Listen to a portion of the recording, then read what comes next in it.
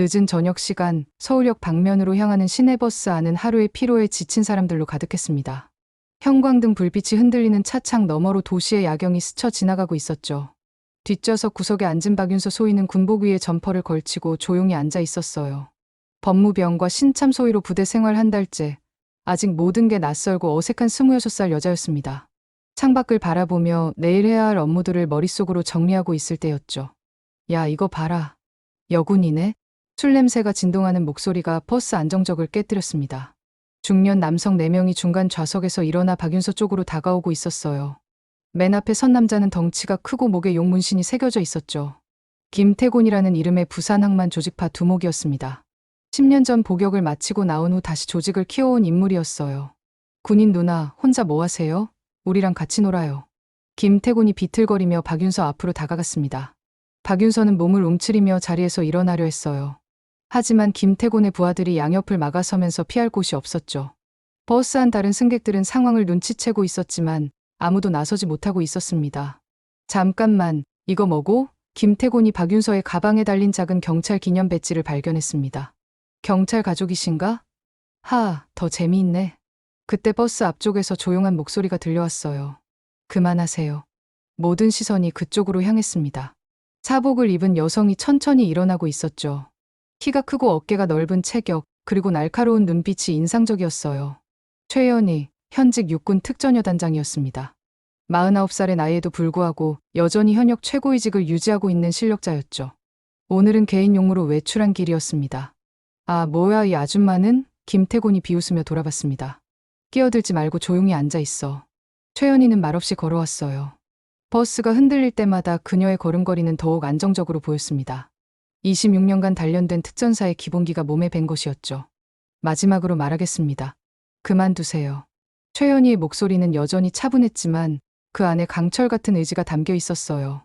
김태곤이 화를 내며 최연희에게 손을 뻗는 순간이었습니다. 순식간에 벌어진 일이었어요.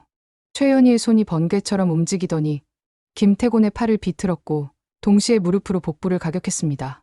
특전 격투술의 기본 동작이 자연스럽게 연결되면서 덩치 큰 김태곤이 바닥에 쓰러졌죠.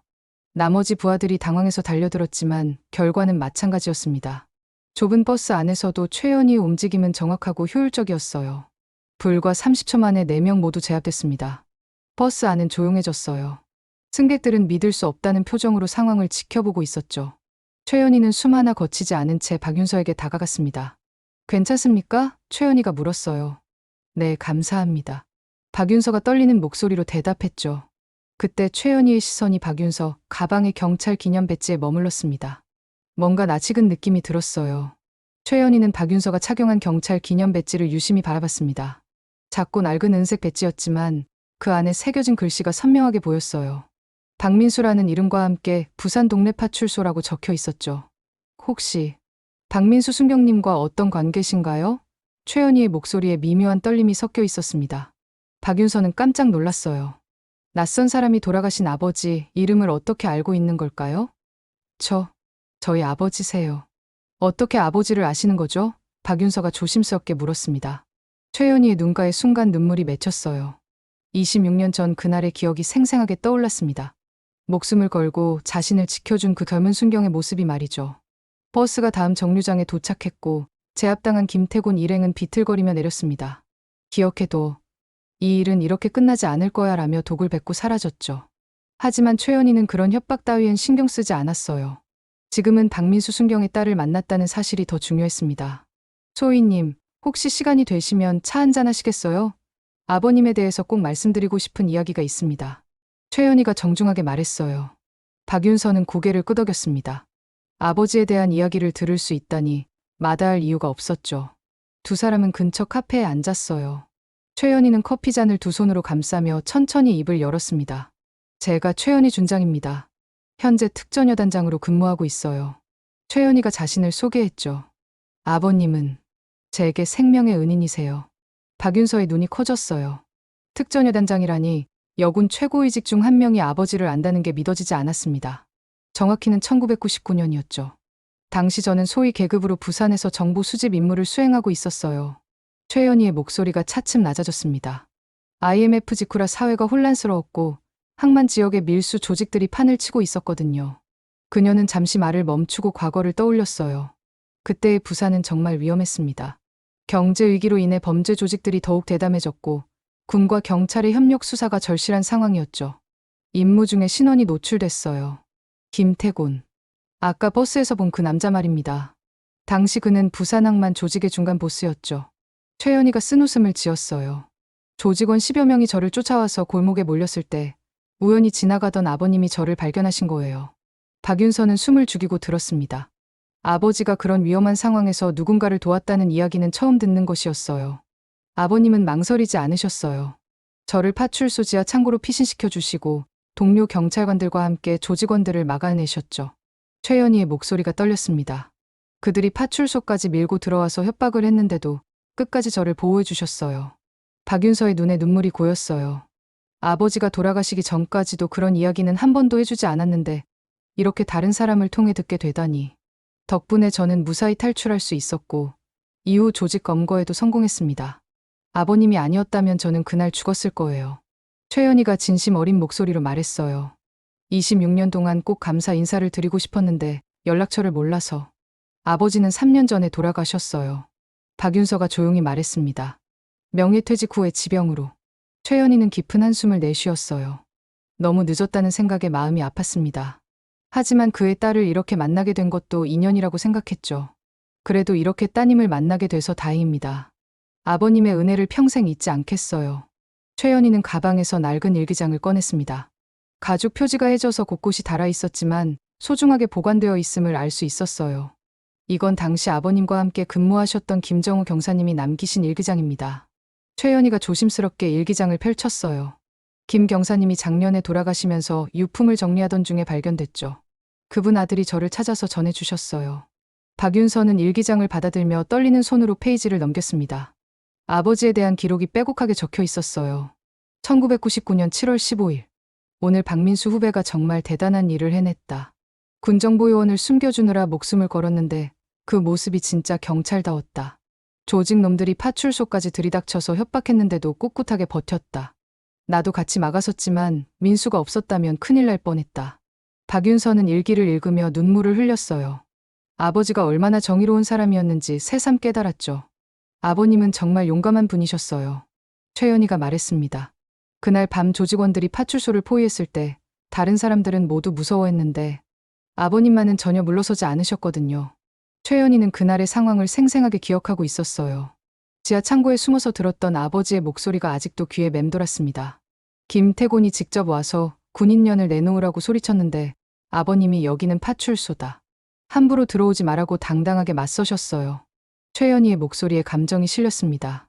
그때 저는 창고에서 떨고 있었는데 아버님의 목소리를 듣고 용기를 얻었죠. 박윤서는 고개를 끄덕였어요. 아버지다운 모습이었습니다. 평소에도 불의를 보면 참지 못하는 성격이었거든요. 결국 김태곤 일당은 물러났고 저는 안전하게 탈출할 수 있었어요. 그 후 수집한 정보로 조직 검거 작전이 성공했죠. 최연희가 일기장의 뒷부분을 가리켰습니다. 여기 보세요. 1999년 7월 20일. 드디어 항만 밀수 조직 검거 작전이 성공했다. 박민수 덕분에 살아난 군 정보요원이 제공한 정보가 결정적이었다. 민수는 진짜 영웅이다. 하지만 본인은 당연한 일을 했을 뿐이라고 하더라. 이런 사람이 진짜 경찰이지. 박윤서는 아버지에 대한 자부심으로 가슴이 벅찼어요. 동시에 최연희에 대한 고마움도 느꼈죠. 이렇게 아버지의 숨겨진 이야기를 들을 수 있다니. 사실 저는 그 후로 줄곧 아버님을 찾고 있었어요. 최연희가 말했습니다. 승진할 때마다 중요한 순간마다 꼭 감사 인사를 드리고 싶었거든요. 제가 여기까지 올 수 있었던 것도 아버님 덕분이니까요. 두 사람은 잠시 조용히 앉아 있었어요. 과거와 현재가 이어지는 순간이었죠. 그런데 걱정되는 게 있어요. 최연희가 진지한 표정으로 말했습니다. 아까 김태곤의 표정을 봤는데 그냥 넘어갈 사람이 아니에요. 조금 조심하시는 게 좋겠어요. 박윤서는 고개를 끄덕였지만 마음 한편으로는 김태곤 같은 사람을 너무 의식하고 싶지 않았어요. 아버지라면 분명 당당하게 맞섰을 테니까요. 하지만 최연희의 걱정은 현실이 되고 말았습니다. 그날 밤 김태곤은 부하들을 시켜 최연희에 대한 정보를 수집하기 시작했거든요. 복수심에 불타오르고 있었습니다. 김태곤은 부산 항만가의 허름한 술집에서 부하들과 마주 앉아 있었습니다. 얼굴 곳곳에 멍이 든 채로 소주를 들이키며 분노를 사귀고 있었죠. 형님, 그냥 넘어가시죠. 괜히 군인한테 건드렸다가 더 큰일 날 수도 있어요. 부하 중 하나가 조심스럽게 말했어요. 닥쳐. 김태곤이 소주잔을 바닥에 던졌습니다. 내가 언제부터 이런 굴욕을 당하고 가만히 있었나? 특히 군인년한테 말이야. 김태곤의 얼굴이 일그러졌어요.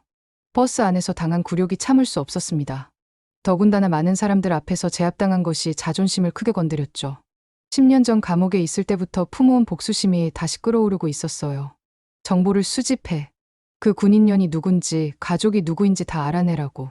김태곤이 으르렁거렸어요. 부하들은 어쩔 수 없이 고개를 끄덕였습니다. 김태곤의 성격을 아는 그들로서는 말릴 수도 없었죠. 이틀 후 정보가 들어왔어요. 최연희가 현직 특전여단장이라는 사실과 함께 그녀의 유일한 혈육인 조카 최민주에 대한 정보도 파악됐습니다. 특전여단장이라고? 김태곤이 놀라며 물었어요. 그럼 꽤 높은 놈이네? 네, 형님. 그런데 약점이 하나 있어요. 부하가 자료를 보여줬습니다. 조카가 하나 있는데 5살짜리 여자아이예요.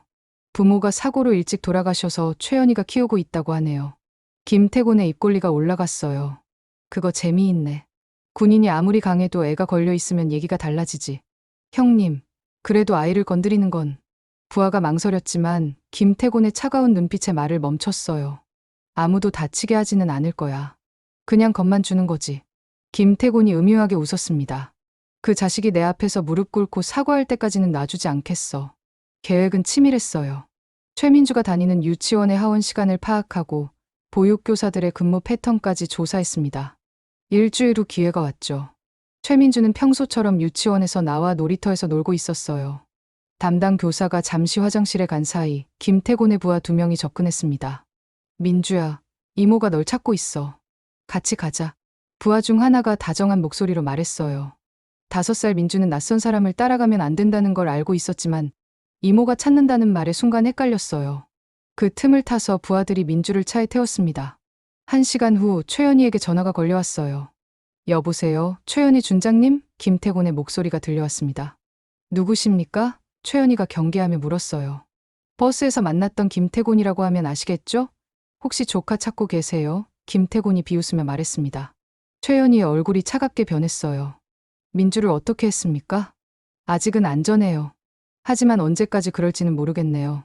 김태곤의 목소리에 위협이 섞여 있었어요. 내일 밤 12시 부산항 사무부두로 혼자 오세요. 그리고 그날 버스에서 일어난 일에 대해 사과하시길 바라겠어요. 전화가 끊어졌어요. 최연희는 주먹을 꽉 쥐었습니다. 분노가 치밀어 올랐지만 민주의 안전이 최우선이었죠. 최연희는 즉시 행동에 나섰습니다. 하지만 혼자서는 한계가 있었어요. 김태곤 조직의 규모와 은신처를 파악하려면 전문적인 도움이 필요했죠. 문득 박윤서가 떠올랐어요.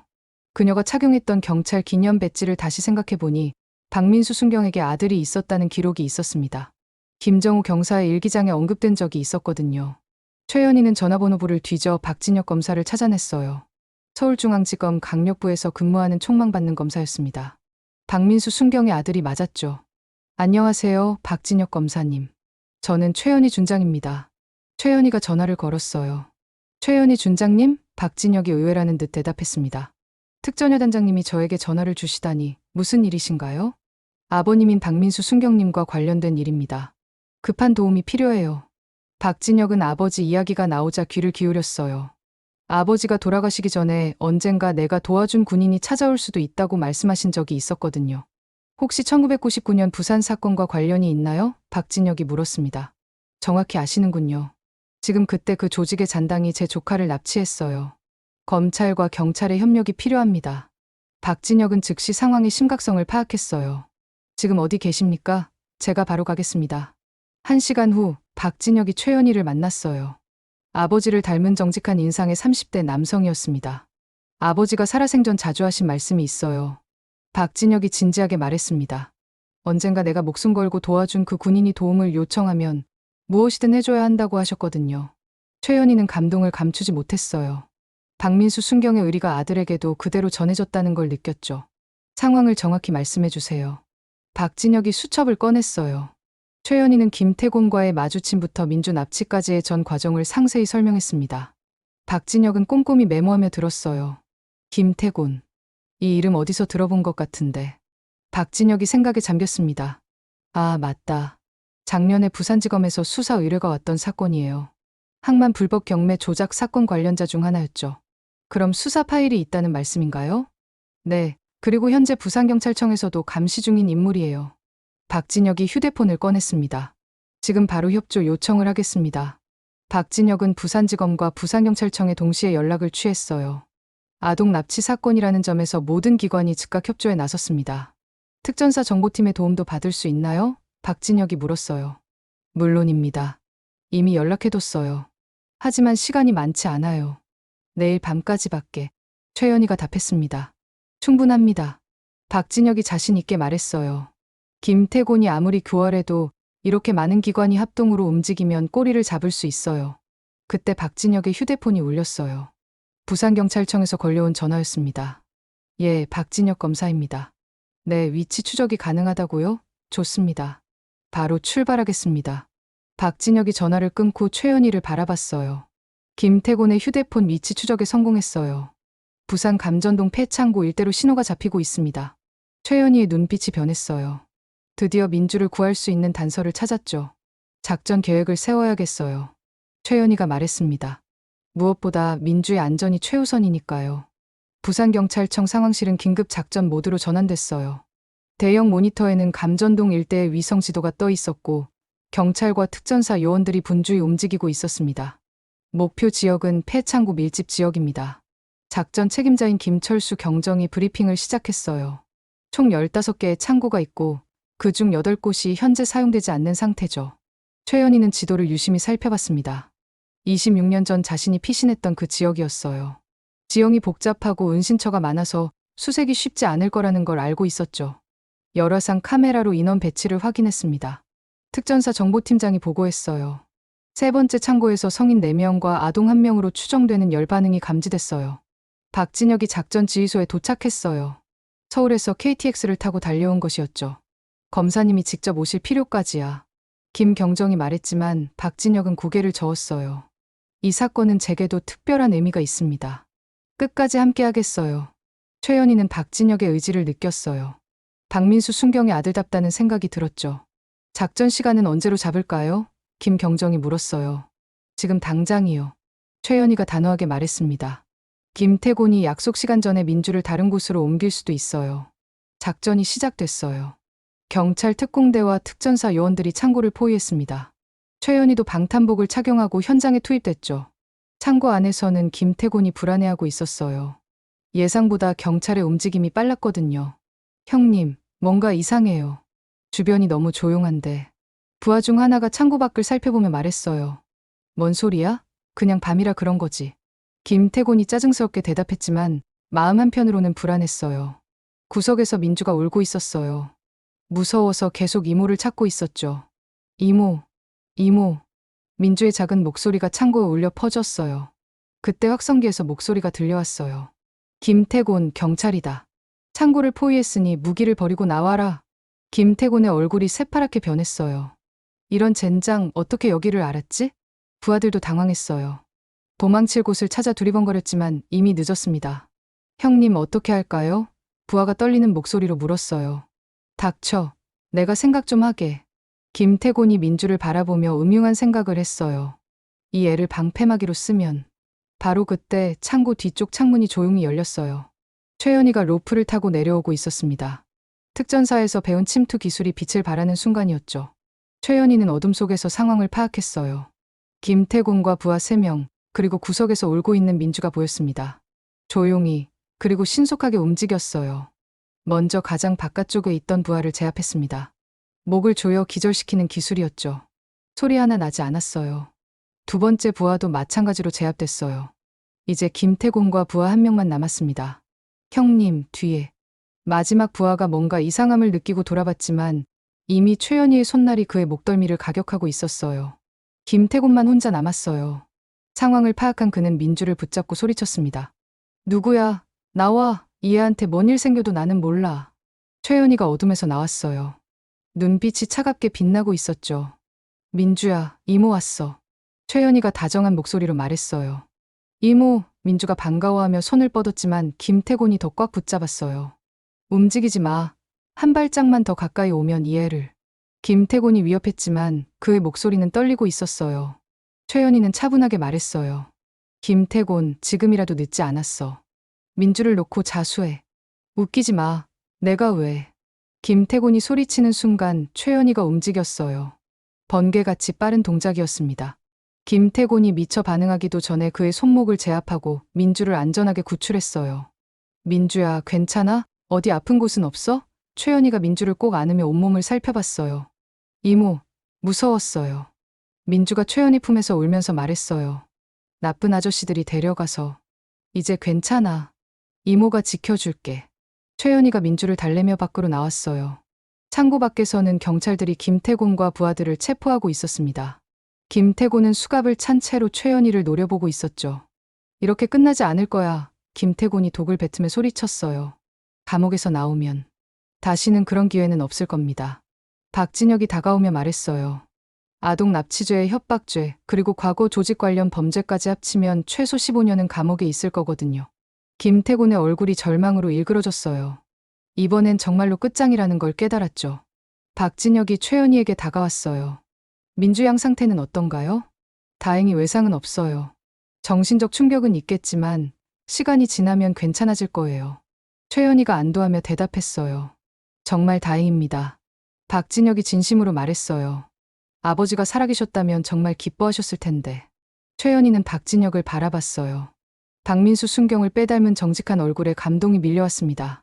검사님, 정말 감사해요. 검사님이 아니었다면 이렇게 빨리 민주를 구할 수 없었을 거예요. 최연희가 고개를 숙여 인사했어요. 천만의 말씀입니다. 박진혁이 손을 저었어요. 이번엔 제가 장군님의 가족을 지킬 수 있어서 영광이었어요. 아버지의 은혜를 조금이나마 갚을 수 있었다고 생각해요. 그때 구급차가 도착했어요. 민주의 상태를 정확히 확인하기 위해서였죠. 이모, 저 괜찮아요. 집에 가고 싶어요. 민주가 구급대원들을 보며 무서워했어요. 괜찮아, 민주야. 그냥 건강한지 확인만 하는 거야. 최연희가 달래며 함께 구급차에 탔어요. 병원에서 정밀검사를 받은 결과 민주는 정말로 외상이 없었어요. 김태곤이 아무리 나쁜 놈이어도 아이를 실제로 해치지는 않았던 것이죠. 정신적 트라우마가 있을 수 있으니 며칠 동안 잘 지켜봐 주세요. 의사가 조언했어요. 박진혁이 병원까지 따라와서 기다리고 있었어요. 최연희가 나오자 반갑게 맞았습니다. 민주 양은 어떤가요? 박진혁이 걱정스럽게 물었어요. 다행히 큰 문제는 없대요. 며칠만 잘 살펴보면 될 것 같아요. 최연희가 안도의 한숨을 내쉬었습니다. 민주는 최연희 손을 꼭 잡고 있었어요. 아직 무서운 기억이 남아있는 듯했죠. 이모, 나쁜 아저씨들은 다시 안 와요? 민주가 조그만 목소리로 물었어요. 절대 안 와. 경찰 아저씨들이 다 잡아갔으니까. 최연희가 민주의 머리를 쓰다듬었습니다. 박진혁이 민주 앞에 무릎을 꿇고 눈높이를 맞췄어요. 민주야, 나는 박진혁 검사 아저씨야. 나쁜 사람들을 감옥에 보내는 일을 해. 정말요? 민주의 눈이 조금 밝아졌어요. 응, 그래서 그 나쁜 아저씨들은 아주 오랫동안 감옥에서 나올 수 없을 거야. 박진혁이 다정하게 말했어요.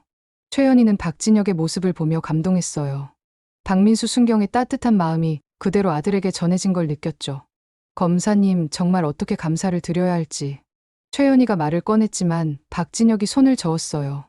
아니에요, 장군님. 오히려 제가 감사해야죠. 아버지가 생전에 하신 말씀을 이해할 수 있게 됐거든요. 박진혁의 목소리에 진심이 담겨 있었어요. 어떤 말씀이셨는데요? 정의로운 일을 하면 언젠가 돌아온다고 하셨어요. 그때는 무슨 뜻인지 몰랐는데 이제야 알겠어요. 박진혁이 미소 지었습니다.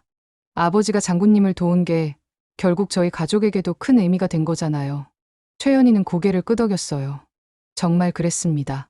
박민수 순경의 선한 행동이 26년이 지나서 이렇게 다시 연결됐죠. 그런데 하나 궁금한 게 있어요. 박진혁이 말했어요. 박윤서 소위님은 어떻게 지내세요?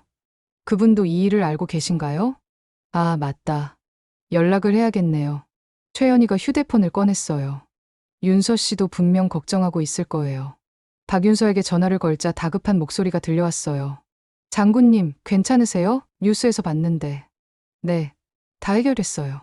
민주도 무사하고요. 최연희가 안심시켰어요. 정말 다행이에요. 제가 뭔가 도움이 될 수 있었을 텐데. 박윤서의 목소리에 아쉬움이 섞여 있었어요. 윤서 씨 오빠가 큰 도움을 줬어요. 박진혁 검사님 말이에요. 네, 오빠가요? 박윤서가 놀랐어요. 박진혁이 전화를 받았어요. 윤서야, 나 진혁이야. 오빠, 정말 장군님을 도와준 거예요? 박윤서의 목소리가 반가웠어요. 그럼, 아버지가 도와주신 분이잖아. 당연히 해야 할 일이었지. 박진혁이 자랑스럽게 말했어요. 형제간의 대화를 들으며 최연희는 마음이 따뜻해졌어요. 박민수 순경의 자녀들이 모두 아버지를 닮아서 정의롭게 살고 있다는 게 감동적이었죠. 민주가 졸기 시작했어요. 하루 종일 무서운 일을 겪어서 피곤했던 거예요. 집으로 가야겠어요. 최연희가 민주를 안아 올렸어요. 제가 모셔다 드릴게요. 박진혁이 제안했어요. 아니에요. 택시 타고 갈게요. 검사님도 많이 피곤하실 텐데. 괜찮아요. 마지막까지 책임지고 싶어요.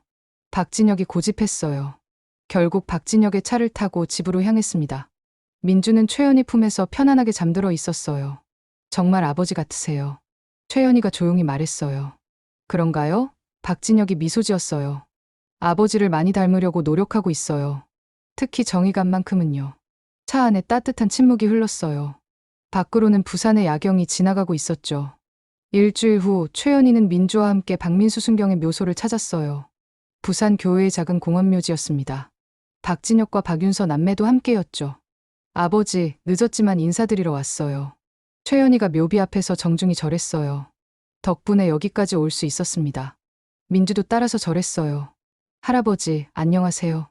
저는 민주예요. 박윤서가 아버지 묘비를 쓰다듬으며 말했어요. 아버지, 오늘 정말 자랑스러웠어요. 아버지의 선한 행동이 이렇게 큰 의미가 된다는 걸 처음 알았어요. 박진혁도 묘비 앞에 꽃을 놓으며 말했어요. 아버지가 늘 말씀하신 대로 살려고 노력할게요. 정의로운 일은 반드시 돌아온다는 말씀, 이제야 진짜 이해했어요. 네 사람은 잠시 조용히 서 있었어요. 바람이 살랑 불어와 나무잎들이 속삭이는 것 같았습니다. 이모, 저도 할아버지처럼 착한 사람이 될 수 있어요? 민주가 고개를 들여다보며 물었어요.